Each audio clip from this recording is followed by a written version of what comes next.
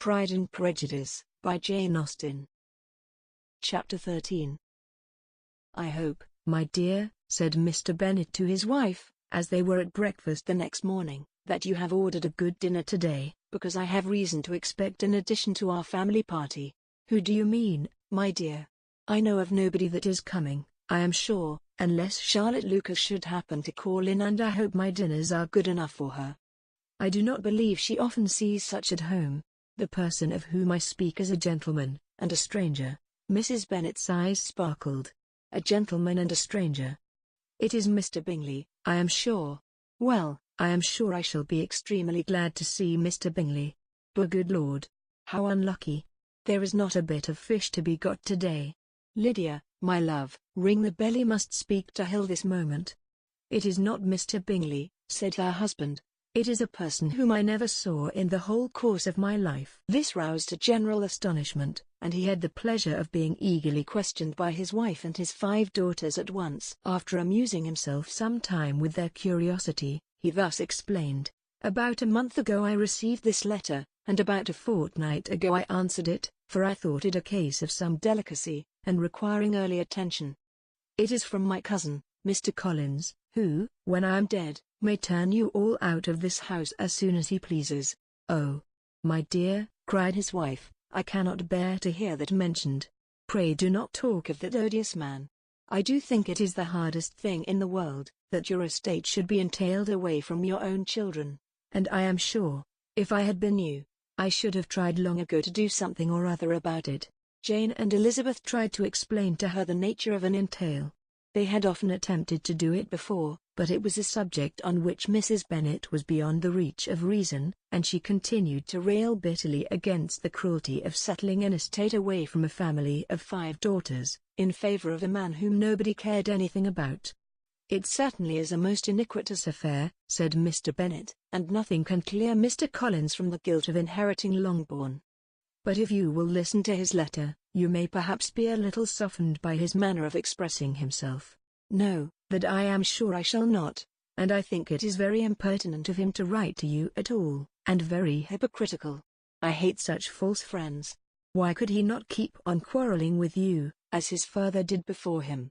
Why, indeed, he does seem to have had some filial scruples on that head, as you will hear." Hunsford, near Westerham, Kent, 15th October. "Dear Sir, the disagreement subsisting between yourself and my late honoured father always gave me much uneasiness, and since I have had the misfortune to lose him, I have frequently wished to heal the breach, but for some time I was kept back by my own doubts, fearing lest it might seem disrespectful to his memory for me to be on good terms with anyone with whom it had always pleased him to be at variance. There, Mrs. Bennet.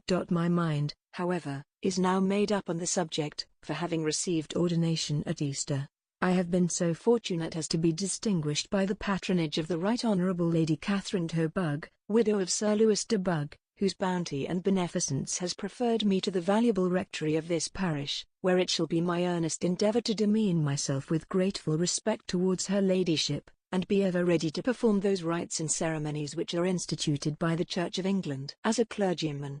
Moreover, I feel it my duty to promote and establish the blessing of peace in all families within the reach of my influence, and on these grounds I flatter myself that my present overtures are highly commendable, and that the circumstance of my being next in the entail of Longbourn estate will be kindly overlooked on your side, and not lead you to reject the offered olive branch.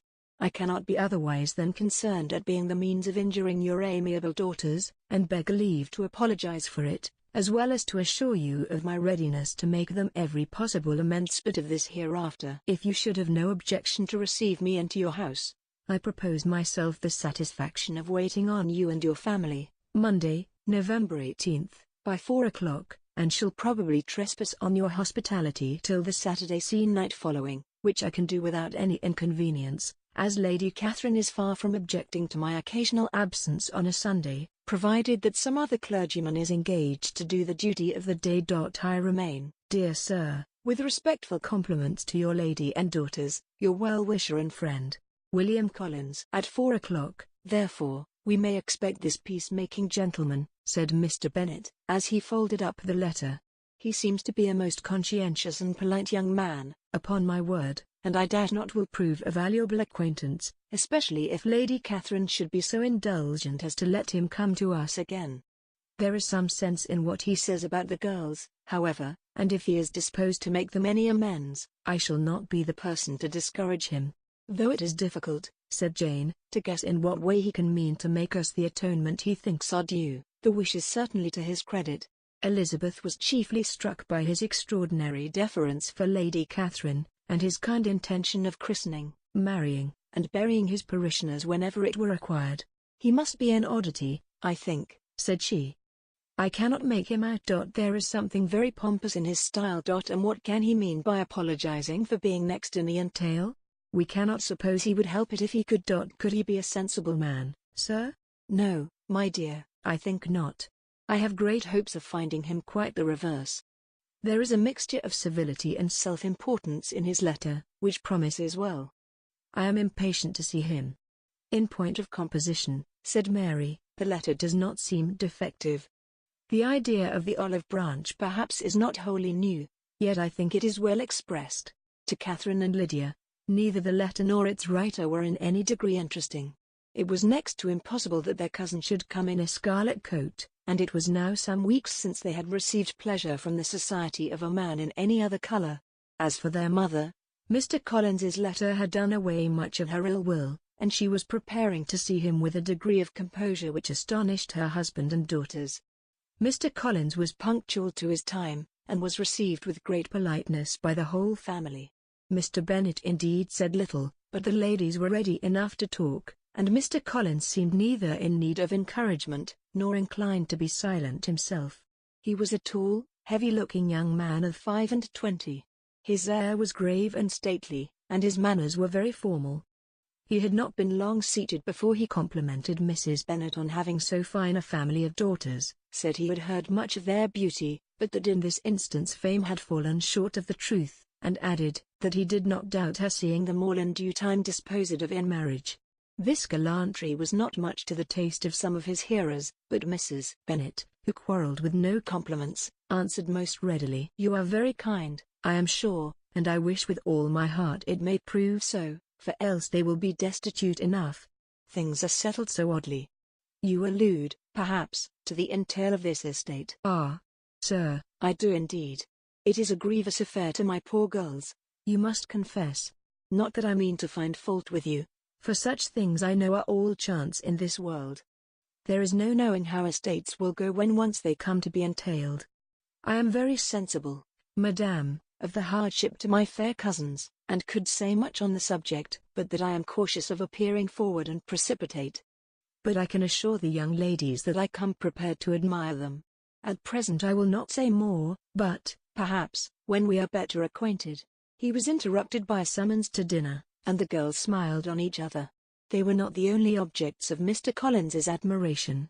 The hall, the dining room, and all its furniture, were examined and praised, and his commendation of everything would have touched Mrs. Bennet's heart, but for the mortifying supposition of his viewing it all as his own future property. The dinner too in its turn was highly admired, and he begged to know to which of his fair cousins the excellency of its cooking was owing. But he was set right there by Mrs. Bennet, who assured him with some asperity that they were very well able to keep a good cook, and that her daughters had nothing to do in the kitchen. He begged pardon for having displeased her. In a softened tone she declared herself not at all offended, but he continued to apologize for about a quarter of an hour,